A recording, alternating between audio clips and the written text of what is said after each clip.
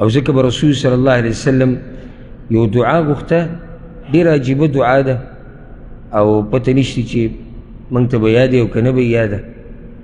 هغه دعا دا ده چې رسول صلی الله علیه وسلم به دا وي اللهم انی اعوذ بک من قلب لا یخشع. یا الله ما ساته د داسې زړه نه چې هغه زړه د الله نه نه یېرېږي. یا الله ما ساته یا زه تا پورې پناه نیسم د داسې زړه نه چې هغه زړه د الله نه نه یېرېږي. دا دعا د رسول صلی الله علیه وسلم. تا چې ته هسې سوچ کړی دی خپل زړه مبارک کې چې دی د الله نه یېرېږي که نه یېرېږي. یو خو په خوله باندې ویل، زه د خوله خبره نه کوم چې خو تاسو ټول او زه یم وایم موږ ټول وایو موږ د الله نه یېرېږو. وراشه حقیقت وګورئ چې موږ د الله نه یېرېږو که نه یېرېږو. زه د الله نه یېرېږم که نه یېرېږم، زه به ځان سره کښېنم، زه ګورم د خپلو اعمالو ته کردار ته چې د هغې نه پته لګي زه د الله نه یېرېږم که نه یېرېږم. ته کښېنه سوچ وکړې ته د الله نه یېرېږې که نه یېرېږې. د خولې خبرې غاړې ته کښېنه، زه د خولې خبره نه کوم.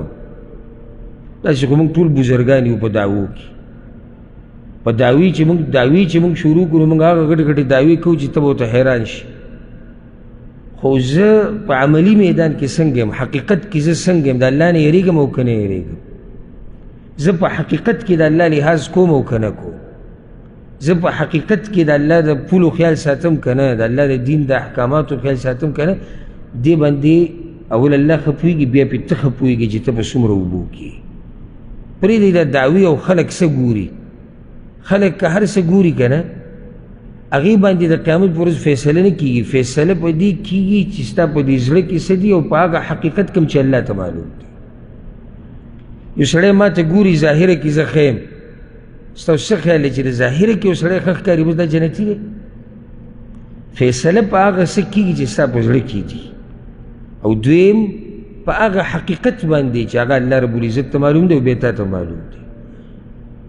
چېرته دې ته موږ سوچ کړی دی چې زموږ په دې زړونو کې د الله نه یره شتي او که نه، او زموږ دا زړه د الله نه یېرېږي څنګه؟ او دا زړه ما تاسو ته یو درس کې ذکر کړی مو دا روایت.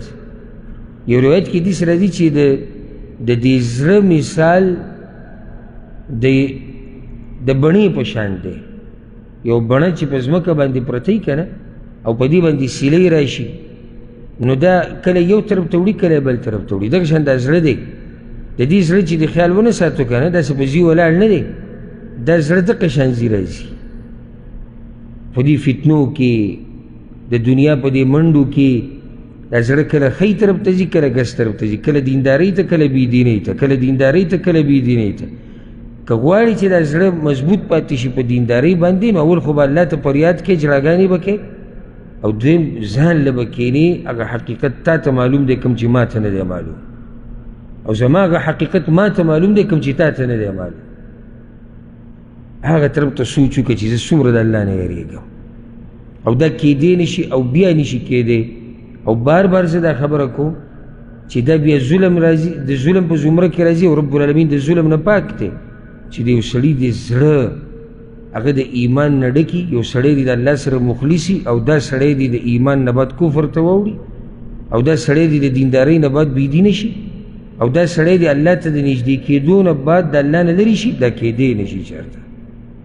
خو چې کله هم داسې وشو نو پوه شو چې د ده رابطه د الله سره برابر نه وه.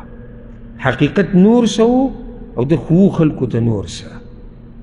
نو ځکه اولنۍ خبره په دې ننني بیان کې او نصیحت کې چې دا نصیحت د یو ورور د یو ملګري د زړه نه دی، او دا نصیحت ته هغه څوک کوي چې هغه په تا باندې خفه کېږي. یعنې زما یو سړی به وایي چې د دې په ځای زه هر څه کولی شم، زه چکر یم لګولی شم، زه کور کې یم کښېناستی یم، زه ملګرو خوا الم تلی شم، زه هر څه کولی شم، خو چې کله زه تاسو سره دلته کښېنم که نه او دا ټیم ورکوم نو په دې باندې الله ګواه دی چې دا د دې دپاره چې زما دا وروڼه، زما دا خویندې، زما دا مشران، زما دا کشران د الله رب العزت د جهنم نه بچ کړي او جنت ته یې بوځي. او چې دا نصیحت زه تاسو ته کوم چې تاسو د خپل زړه خیال وساتئ نو دې کې شک مه کوئ چې دا سړی به موږ سره خیانت کوي.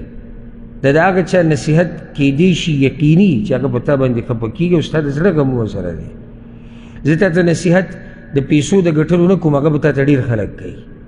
زه تا ته نصیحت د کور د اخیستو نه کوم، هغه به تا ته ډېر خلک کوي. زه تا ته نصیحت د جیداد نه کوم، ډېر یې درته کوي. زه تا ته نصیحت د بچو د ښځو د ډېرولو دا نه کوم، دا به درته ډېر خلک کوي. زه تا ته نصیحت د دې کوم چې الله ته نږدې شه او د بېدینۍ نه لرې شه. مقصد په هغې کې څه دی؟ د الله